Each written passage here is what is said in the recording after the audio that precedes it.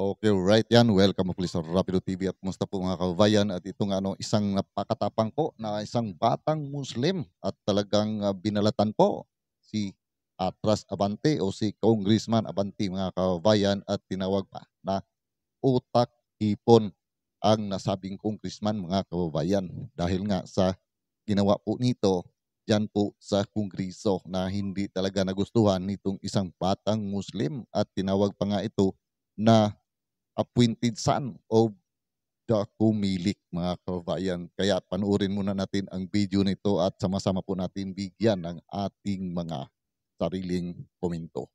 Ano naman masasabi mo kay Benny Abante? Okay, ito ang mensahe ko sa son of sa appointed son of Kumilik. Ikaw, Congressman Abante.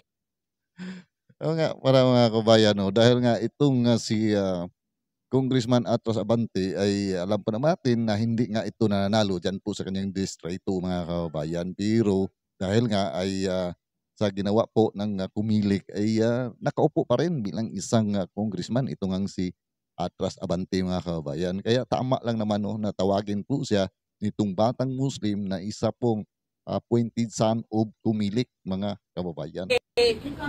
Para kang hipon. Utak hipon, si Congressman Abante, utak hipon.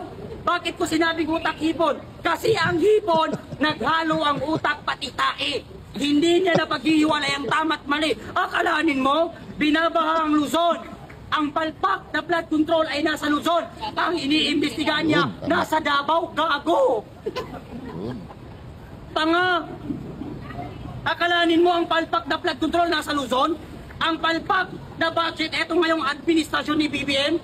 Tapos, ang linubog ng baha, Luzon, ang iniimbestigahan, Davao. Tanga ka ba? Hindi ko alam kung paano nanalo yung appointed son ng Comelec na yan eh. Hindi naman binoto ng tao, pero naupo. Yun. Nakakahiya. Oo.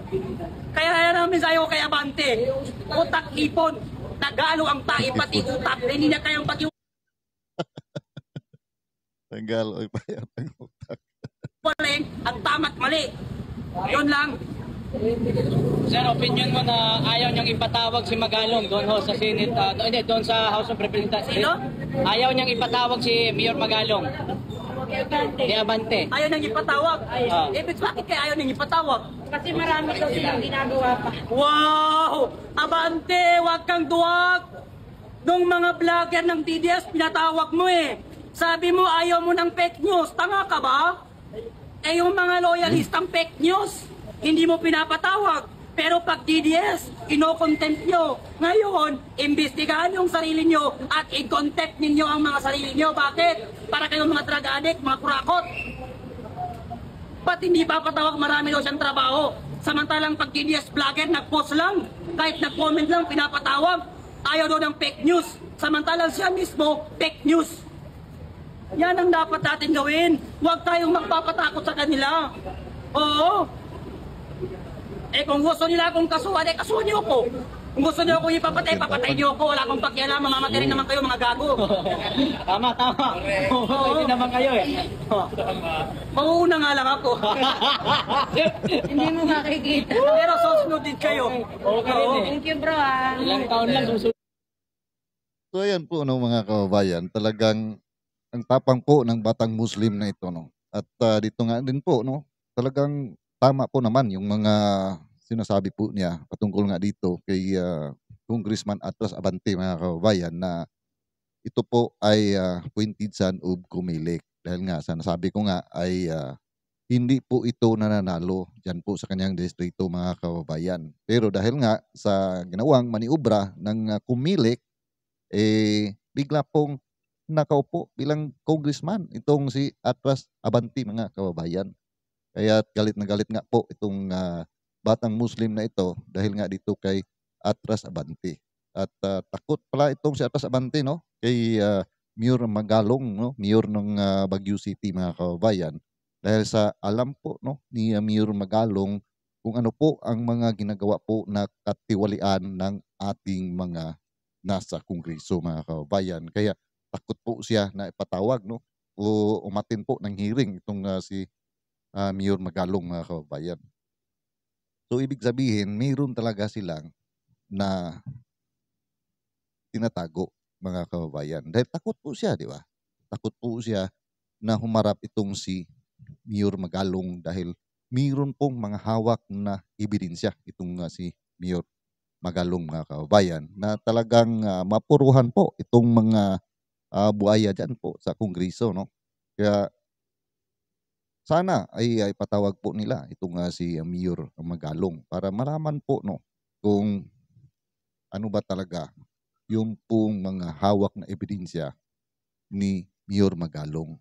Pero iwan ko ba itong si Atos Abante, bakit galit o takot, mga kababayan, no? Takot po siya na ipatawag ito nga si Mayor Magalong. Pero dito nga sa Batang Muslim, ano kaya ngayon ang kanyang masasabi patungkol nga sa mga banat o birada nitong Batang Muslim laban po nito po sa sinasabi po niya na appointed son of kumilik, mga kabayan, na si Congressman Atras Abante, no? Talagang masakit po sa tinga po pakinggan yon ni Congressman Atras Abante, mga kababayan, ang mga banat po nitong Batang Muslim, lalong-lalo na nga po doon pa sa pagtawag sa kanya na utak hipon, na ano ba yon, yung kanyang utak saka yung kanyang sa mga kumakain dyan, mga kababayan, ano?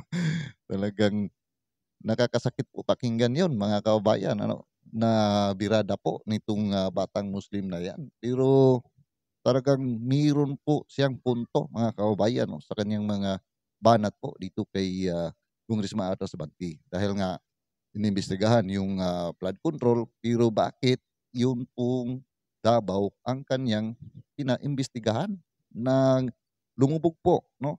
Ang palagi pong lumubog ay nandyan po, no, sa Luzon, dyan po sa Maynila, mga kababayan, hindi po sa Davao.